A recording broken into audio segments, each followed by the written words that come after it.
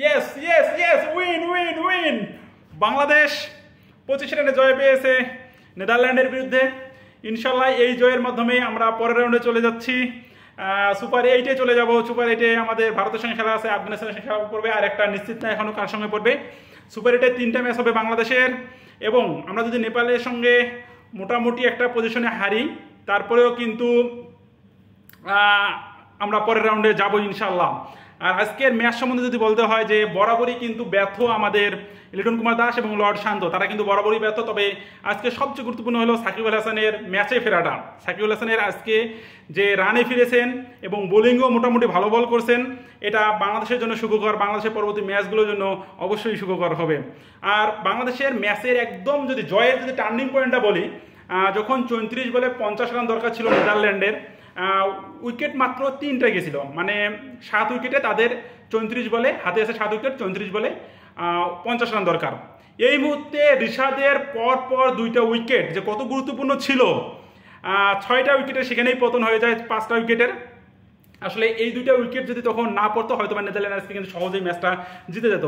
এবং একদম শেষে এসে মোস্তাফিজের যে বলটা দারুণ, তার যে বল, এবং মুস্তাফিজুর রহমান 17তম ওভারে এসে যে বলটা করেছেন, একটা উইকেট নিয়েছেন এবং মেডেন ওভার দিয়েছেন, মানে একটা শুধু মনে হয় ওয়ার্ড হয়েছে, তাছাড়া মেডেন ওভারেই বলা চলে।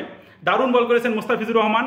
ওই ওভারটাও কিন্তু ফিডেল এডওয়ার্ডে যে উইকেটটা ছিল ক্যাপ্টেনের, দারুণ একটা উইকেট ছিল, সেখানে কিন্তু বাংলাদেশ একদম জয়টা বাংলাদেশের হাতের মুঠোয় চলে আসে বলা চলে মুস্তাফিজের ওই ওভারটা। এবং মুস্তাফিজ লাস্ট 2 ওভারে মাত্র 3 রান কি 4 রান দিয়েছেন, একটা উইকেট নিয়েছেন। আসলে মুস্তাফিজ একদম অসাধারণ বোলিং করেছেন, যেটা বাংলাদেশের পরবর্তী ম্যাচের জন্য এবং পরবর্তীতে বাংলাদেশের ম্যাচের জয়ের জন্য বাংলাদেশকে উৎফুল্ল করবে। আসলে বাংলাদেশ বরাবরই বলতেই হয় যে আসলে এই শান্ত, লিটন, সৌম্য, এদেরকে দিয়ে আসলে হবে না। এরা বর্তমানে হয়তো বা এরা ভালো ব্যাটসম্যান, হয়তো বা এদের এবিলিটি আছে, কিন্তু বর্তমানে তারা ফর্মে নেই, এটা মানতেই হবে। বোর্ড পরিচালকদেরকে, বোর্ড কর্মকর্তাদেরকে এটা মানতেই হবে কিন্তু, যে তারা ফর্মে নেই। তাদেরকে যত সম্ভব তাদের রিপ্লেসমেন্ট দরকার বাংলাদেশে, আরও পরবর্তীতে যদি ভালো করার জন্য করতে চায় আর কি। আমরা ইনশাল্লাহ এখন আশা করি যে আমরা পরের রাউন্ডে যাব, এবং পরের রাউন্ডে ভালো হয়ে আমরা কমপক্ষে এবার সেমিতে যাব। মানে ম্যাচ শুরুর আগে কিংবা বিশ্বকাপ শুরুর আগে কখনো কেউ ভাবেনি যে আসলে বাংলাদেশ সুপার 8-এ খেলবে। যুক্তরাষ্ট্রের সঙ্গে আমরা হেরেছি, ভারতের সঙ্গে বাজেভাবে প্রস্তুতি শেষ করেছি, তারপরেও বাংলাদেশ যে এখন সুপার 8-এ খেলার একটা সম্ভাবনা, মানে 99% বলা চলে বাংলাদেশ এখন সুপার 8-এ যাওয়ার সম্ভাবনা আছে। তবে বাংলাদেশের পরবর্তী ম্যাচ নেপালের সঙ্গে যদি মোটামুটি কম ব্যবধানে হারে সমস্যা নেই, কিংবা ওইদিকে এখন নেদারল্যান্ডের একটা ম্যাচ বাকি আছে, সেটা নেপালের সঙ্গে। নেদারল্যান্ড যদি জিতে তাহলে তাদের 4 পয়েন্ট হবে।